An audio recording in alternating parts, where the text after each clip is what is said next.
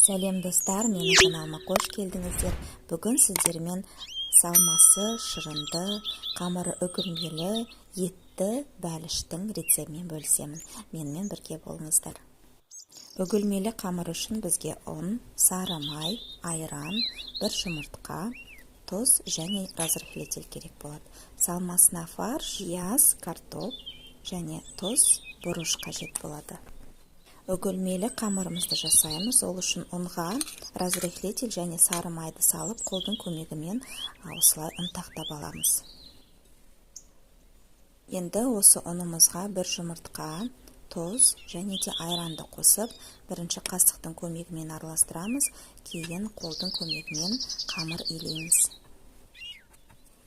Рецепттің толық нұсқасын менің каналыма кіріп көре аласыздар, және де каналыма тіркелуді ұмытпаңыздар.